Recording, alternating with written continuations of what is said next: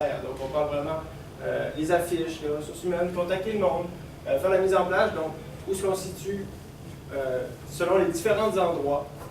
En ce qui concerne l'approche directe, on peut s'apercevoir c'est de mars à juin. La raison est simple, les étudiants ont des cours de mars jusqu'en juin. On ne peut pas tout de suite non plus garocher le représentant sans avoir de formation ou quelconque. Puis l'approche indirecte, ça va être toujours, tout le temps. Donc, pour rejoindre vraiment la clientèle graduée qui souvent vont au travail, sont pris dans le trafic. Donc, la radio, c'est vraiment une approche qui peut rejoindre cette clientèle. Pourquoi septembre? C'était la date de mise en place pour... c'est la date de mise en place que vous voulez voir vos produits grandir, vos espaces, tout ça. Donc, c'est pourquoi nous avons déterminé de février à septembre pour la promotion d'approche indirecte. Ça peut prendre, c'est sûr que tout le monde ne sera pas rejoint dans une semaine. Ça peut être long un peu le processus, mais c'est pour ça qu'on ne s'éternisera pas non plus parce qu'on sait que votre produit va charmer ceux qui consomment déjà. Mais juste un petit rappel parfois, ça va juste trembler l'esprit puis charmer. Alors, on vous remercie beaucoup. On est Bing Bang, l'évolution marketing. Moi, c'était Samuel Poirier. Alexandre Henry. Alexis Poirier. Est-ce que vous avez des questions? Comme on l'a dit au tout début, on est ici pour travailler avec vous. On va répondre à vos questions ensemble pour former une équipe. C'est ça. Peux-tu revenir sur ton échéancier, s'il te plaît? Tu dis qu'on ouvre les boutiques, qu'on commence à distribuer les pâtisseries en septembre et on commence la pub en février. C'est pas comme un peu long avant pour... Excusez, je me suis trompé dans qu'est-ce que j'ai dit. Là. Je tiens à dire, C'est désolé. J'ai mentionné pâtisserie sans... On va commencer à distribuer les pâtisseries en février. Okay, pour les emplacements, c'est en septembre. Merci. C'est juste qu'on fait la promotion, venez nous voir, on a un endroit chaleureux, c'est pas nouveau. Désolé, c'est... Si je peux en ajouter, c'est qu'au dernier mois, on va essayer de créer un événement au niveau du renouveau de l'entreprise, des magasins, que maintenant il y a des places. On va essayer de créer un événement au niveau des réseaux sociaux. C'est facile de créer un événement rejoignant beaucoup de personnes. Au niveau du journal aussi, on va essayer de créer, c'est ça, le mot-clé c'est événement. On est sur place, on sait que ça marche, venez nous voir, venez découvrir. Transformer les magasins en espèce de café, mais salon de thé comme ça coûte cher. Oui. C'est pas un budget que vous avez proposé là? Non, aucunement. En fait, le budget qui est octroyé, c'est un budget au niveau marketing. En ce qui concerne l'emplacement, nous, c'est une proposition, parce que vous avez dit comment élaborer l'emplacement. Nous, on a focusé sur le bien-être et tout. C'est une proposition qu'on vous suggère. Vous en faites qu'est-ce que vous voulez, mais étant donné que vous voulez élaborer un espace et tout, moi, je pense qu'on pense que ce serait une pierre deux coups le faire.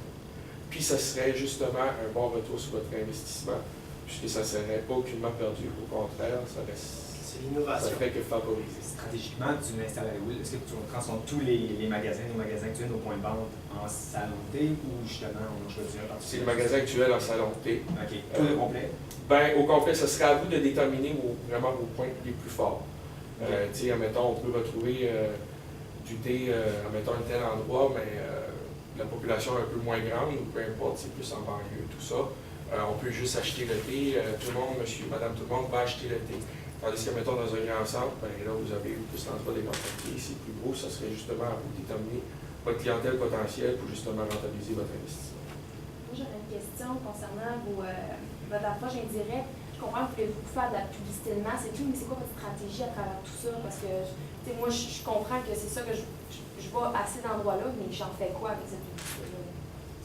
Ben, dans le fond, c'est que ça va être s'assire avec vous prochainement. Nous, on est venu vous proposer vers où on peut travailler. Ça va justement faire la promotion. Venez nous voir chez Alexandre. En plus de vous offrir le thé, venez voir nos tout nouveaux produits qui sont les pâtisseries à saveur de thé qui seront conviés tous les amateurs. Puis en plus de ça, ça sera d'élaborer le processus graphique et marketing plus en profondeur de tout ça. Moi, je conseille la valeur, la santé là, dans les promotions, faire ça garantie. L'axe communicationnel de notre stratégie, c'est la santé et le bien-être. C'est vraiment ça sur le focus.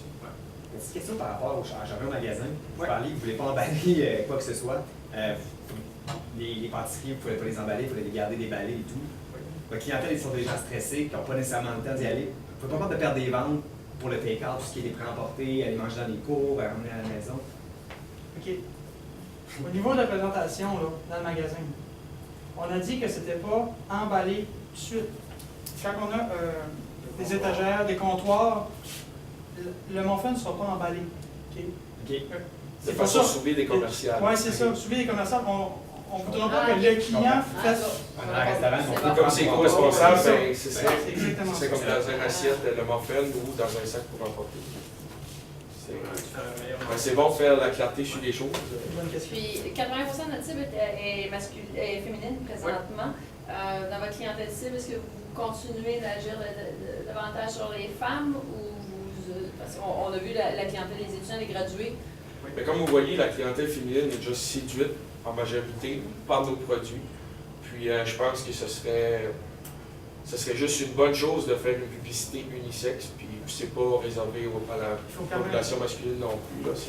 C'est ouvert à tous, puis les hommes ont le droit d'aimer ça. Ça va justement leur donner un son de cloche de plus à consommer ces produits. Merci. Merci beaucoup. Belle amélioration par rapport à l'année passée. Vraiment Merci, très merci. bien. Très bien. Au revoir.